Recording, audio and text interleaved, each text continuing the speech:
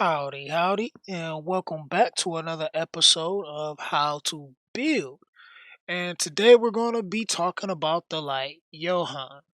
Want to tell you guys, if you are enjoying the content, let's get this video to 30 likes. That'd be greatly appreciated, and you'll help other people get to see these videos and learn just like you.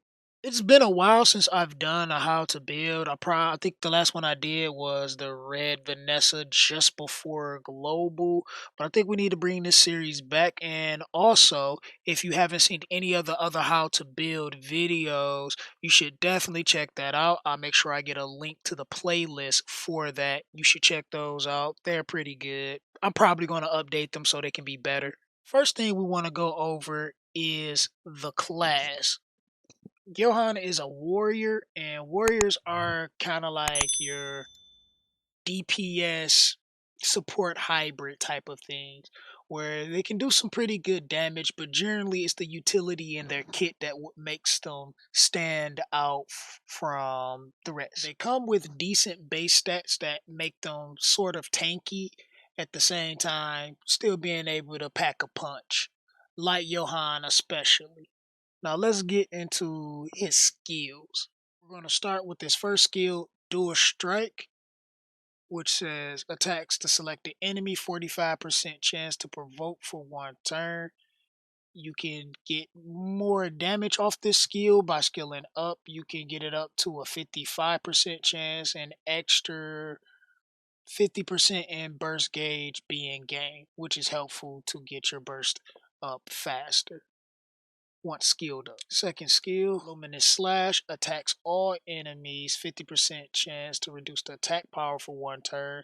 It's on a 4-turn cooldown, can go down to 3 turns. You can get 30% extra damage, and you can have the effect durations up to 2 turns, which is going to be beneficial in helping you mitigate damage that your team will take. Keep in mind, all debuffs need debuff rate in order for you to successfully land them more often. And for his final skill is Burst, the Exelon Barrage, which is a 3 spirit cost, relatively cheap in comparison to most of the 4 spirit cost bursts that you see. And it says attack the selected enemy, increase the user's attack power and defense for 2 turns. So he can boost his own attack and defense, giving him a chance of sustain and extra damage. It can be really strong if you were to build him out for DPS. Granted, most of what you guys are doing is not building him for DPS, but we'll talk about that in a bit. And then you can get 30% extra damage. You can get the effect duration for another turn, so that's 3 turns of attack power and defense. And plus the spirit cost down to 2, which is insane for your burst later on. Then you have 2 passives.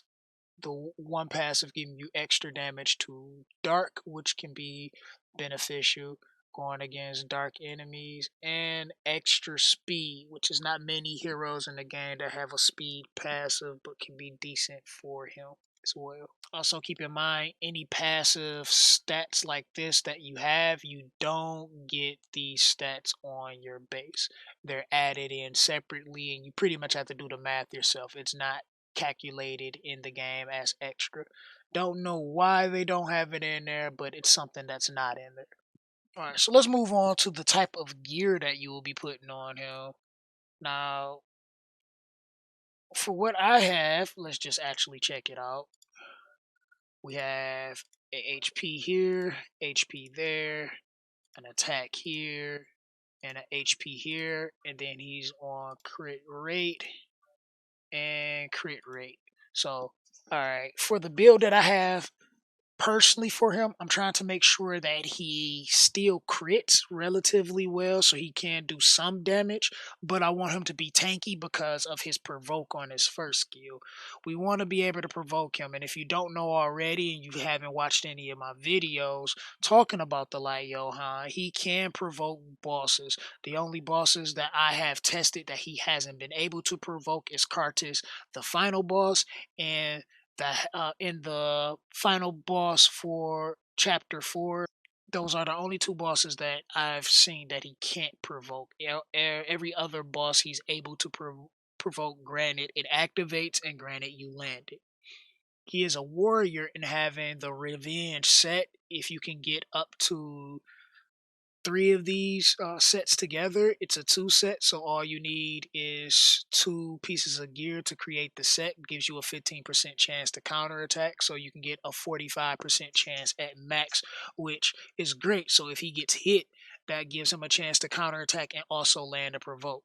So at the early parts of the game and during the mid game, it's not quite as important to have him tanky. You could actually build him for more damage. But once you get into extreme, building him to be tankier is a little more important because the enemies are capable of one-shotting, if not two-shotting, anyone on your team that doesn't have decent stats for survival. He does want a bit of debuff rate. I wouldn't prioritize it personally. I would mostly look towards having the other stats that you would use for him, and there's a few different ways that you could build him. Like I was saying before, like there are people that are Johan mains, not very many, but if you're a person that fancies the young chap, and you could build him for damage, and he does some pretty good damage as well. And then that gives you a reason to use his burst, which is single target, but is great against bosses and can help carry you.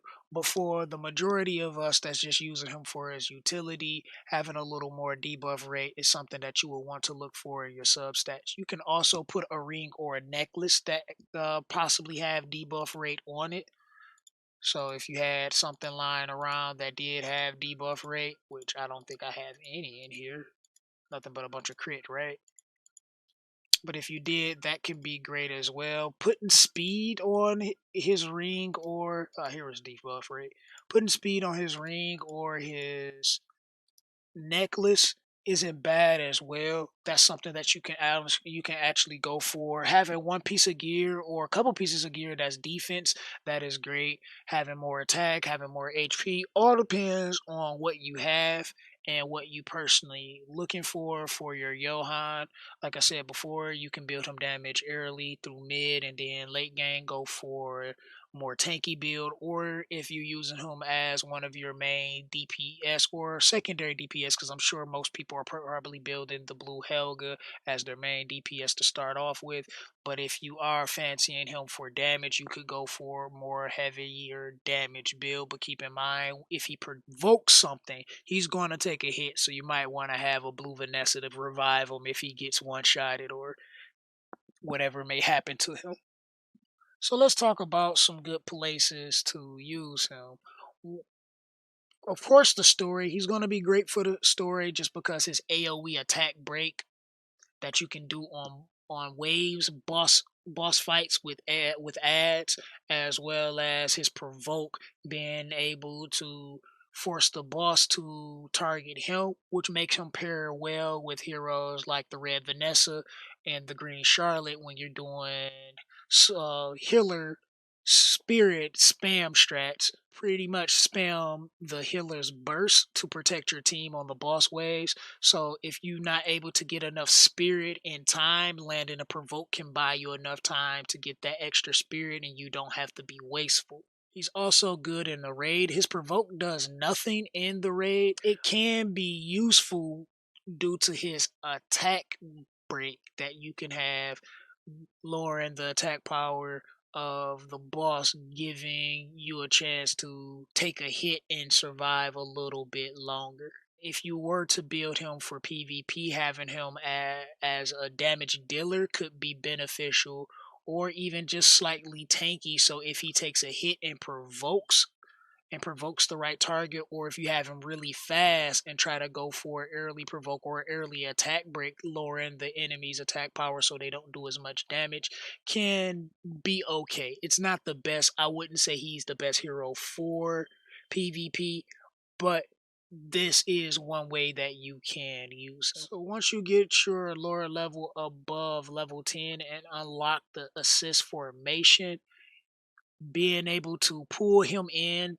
assistance to land those provokes is going to be beneficial for your team and a lot helpful during battle, not only in your story missions but in the raid as well. just getting out that extra damage.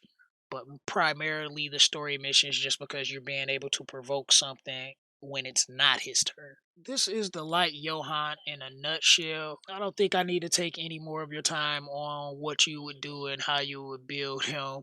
But I hope you guys have enjoyed in this episode. We have some more episodes to come. We're going to talk about almost, if not every hero, I guess, eventually, as we move along.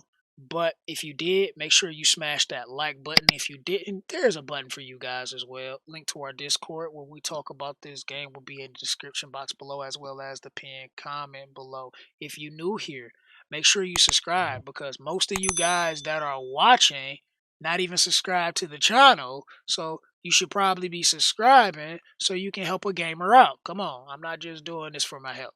And as always, this is your host, GamerDude2088, signing out saying much love, God bless, deuces.